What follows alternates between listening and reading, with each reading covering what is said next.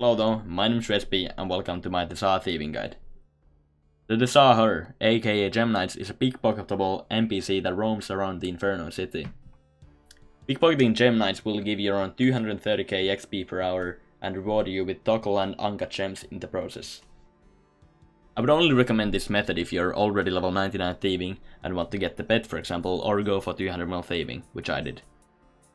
This is probably the least attention requiring thieving method currently, and I would highly recommend it, especially for Ironman, since it banks you around 41k crafting XP per hour as well. So let's go over some of the basics of the thieving guide. So you literally need to have ice gloves or you will take damage on every single pickpocket you do. Having the rogue outfit otherwise is really good. You will still have an 80% chance of getting double loot in the gems instead of the 100 you would have with the full set. One. And let's do it. 200 million thieving. Oh my god, that feels so good. Thanks to Averf and a couple of the fellas for showing up. Alright, I just finished getting my own 200 mil, so now it's time for me to spread the wisdom and show you guys the way to actually do this method. So, to start off, the inventory setup for this, there's a couple things you actually need, which is basically the ice clubs, since if you don't have the ice clubs, you are gonna take damage from every single one of the pickpockets, so this are literally needed if you want to do this even somewhat efficiently. Then for the rest of the gear, just use the rogue outfit, and even though many people believe that the rogue outfit works so that you need to have the full set to it have any effect, it's actually false. So with 4 out of 5 of the pieces you still have the 80% chance of getting double loot, which means double gems in this case. And for a ring, does not matter at all, shield doesn't matter, blessing doesn't matter. For a cape, you kind of want to have the thieving cape unless you have a max cape, since with max you have the HP one as well for the region. And yeah, dodgy necklaces, not needed, but I highly would recommend them. In the long run, you're gonna save yourself a lot of time by using this. So in total, I think I used around 1,000 to 1,500 dodgy necklaces, getting the 200 mil from level 99. I am not certain, but I would just get 1,000 and then see how many you would still need after you're done. And then for the inventory setup, I think a lot of people use maybe a couple more brews, but I find this to be the best one. So you want to bring 3-star Domain brews, assuming you're like 99 HP, and 3 dodgy necklaces in the inventory as well. And then of course have a gem bag. Oh yeah, definitely you need a gem bag if you want to bank any of the gems you get. So yeah, get a gem bag as well. Then the toggle is something that's just gonna stack up in the inventory as you go. So yeah, this is how the normal inventory looks like. Make sure to always empty the gem bag, of course, when you run to the bank. That's not. So leaving from the Inferno bank, you run south, and this is basically the NPC you're gonna be pickpocketing. The tzhaar-hur, or how you say the name.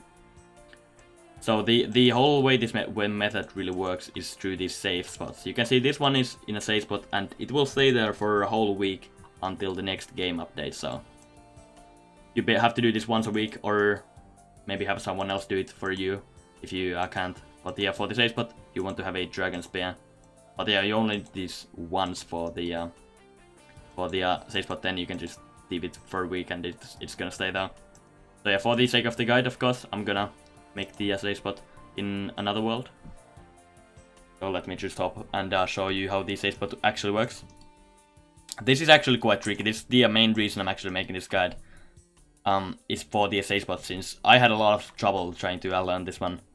This is probably the hardest part of the whole thing, is getting the safe spot the correct way. So you want to pray melee and attack the thieving NPC, and yeah, all of these guys are gonna get on here, so it's fine. Then you just want to run north. There's the gold door here, so you want to go 2 tiles north of that one, and of course just try to pull the NPC as close to you as you can. So now you can just walk on top of the NPCs to make them stack. So at this point, this is where the hard part really is. So you want to make sure you're on the north side of the gold door and the thieving NPC is right north of you. So you want to use the first spec on the dragon spear, and then instantly move 1 tile north. No need to move anything more than that one. Oh, this is a rare scenario where this one will actually block the path. This can be quite tricky to work around, but I think walking under and just walking back should fix it. Oh yeah, there we go. So now it's under that one as well, which makes it a bit harder, but you can still do it. So you move it 1 north, right, and then you do the same thing again. Just attack it and run under of the previous spot the NPC was in. Okay, now that one is in the is out of the way, so that's good. And then once more, push it north. And again, walk right on the tile, which the NPC previously was. If you go running around crazy at this point, they will just run back. And the final one, you actually want to move to the northwest spot from here. And spec it from this angle. And just stand still. No need to remove. It will, as you can see, it will like try to run away from you, which will lead to it being trapped in the SA spot. And then you just want to tele out, or I think you can just run away as well, but I find telling out to be the best option. Just to get the HP back and whatnot. Then just come back with whatever route you can. The fair ring is obviously the best one. Then just run south. And go back to where the NPC just got safe spotted. So it's literally gonna stay there for a whole week until the next game update. So yeah, that's gonna be a good, and then you can just do the same thing. It definitely takes a while to master the SA spotting. But I think if you just do it slow and steady, just 1 tile at a time, you can get it working, and yeah, then you can just start pickpocketing. And oh yeah, one more, probably the most important thing actually, is the camera angle you want to do this on. It works on fixed as well, I'll show you that one as well. So you want to have your camera angle facing west. So you want to have it this way and then just drag it all the way down. So you'll have it like this. And that's the thing on RuneLite, it's not needed, but just helps. You can use NPC indicators to highlight the clickable area in the NPC, right? So you can just zoom in as far as you can and just have the whole green part be the pathway you can click to have it working. And you can see the NPCs moving a tiny bit, so just try to... I usually have it somewhere around here. I'm just really far zoomed in and just spam click on this spot. But I mean, obviously you don't need the indicator thing if you just want to go blindfolded. And yep, also works in fixed mode, if you guys prefer this one. Alright, don't worry about these guys, by the way, they will automatically move out of the way. Same thing, just have your camera this way and spam click. I know some people prefer using it this way, but this is actually exactly the reason I don't like it, since this guy can come stand in the way. So if you have your camera this way, you will never get interrupted, really. Right, so there's countless ways you can do this in real life, but I actually used a method I haven't seen anyone else use before, so I'm quickly gonna show you guys a scuffed drawing of basically what I am doing in real life when I am actually doing the thieving in game. So don't mind the bad picture, you get the idea. So here's your 2 monitors, right, or whatever, if someone actually uses 1 monitor anymore. Got all this stuff. So basically the way I like to do the method is having a separate laptop or another PC or whatever really works. So yeah, this works. You can use a foot pedal. You can just spam click the left click on your foot if you like using that one while using the PC or doing whatever else you want to. Just plug it into the laptop and have the camera facing the opposite or the correct direction, of course. But I actually prefer doing this way. So now you can see the whatever device this might be is on the left side. So I basically would have my left hand spam clicking number pad 5 on the separate numpad. I can show you guys a picture on the screen real quick of what I actually have in real life. So you can just use whatever has a left click option, I suppose. Costs like a couple of bucks, so it's not bad at all. I think it's used for calcing mainly, but you can use it for a left click. So I would basically just have my left hand spam clicking one number on the numpad while my count is thieving on the laptop screen, while I can actually use the PC like completely normally on the right hand and the keyboard. So this is how I did it. I think it's a super nice method. I'm not gonna lie. Like I played my hardcore Ironman on the screens here, so well, like literally not barely even looking at the thieving screen. So, and yeah, this is completely allowed. All the left click. I mean, this is basically the same thing as having your laptop on the opposite side and literally just bam clicking the numpad 5 on your literal laptop in the in real life. So there's no need to be worried if this is against rules. It's definitely not. So yeah, there's a couple of options. You can really just do whatever you really want to. Like, these are not the only options. You can do whatever you really like. So yeah, hope you find something you actually like doing. Or you can just literally use it on the PC itself, like, no one's saying you can't. But I actually wanted to do something on the PC as well while doing this, so there you go. That's how I did it. So yeah, basically just spam click here until your inventory is filled up or your dodgy necklace breaks. Just fill the gem bag, eat up if need be.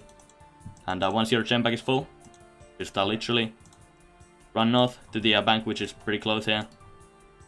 Just go all the way there to the bank and empty the gem bag, grab a couple new brews, couple new dodger necklaces, and yeah, that's it. Very simple, very good. And the amount of tackle you're gonna get from doing this to 200 mil is about 14.2 mil, is what I got. But some of that is from the Inferno or chat tasks, so maybe 30 mil for sure. And you can spend this on the gem shop, which is right down here. You can buy gems and use the gem bag to buy them. I'll actually show you as well. Now, wait a second there, Mr. Respy. You forgot something important, which is the Karamja gloves for buying the gems. So, definitely, please take your Karamja gloves. They will make the gems be a lot cheaper. So yeah, just grab them real quick and then you can go buy the gems. There we go.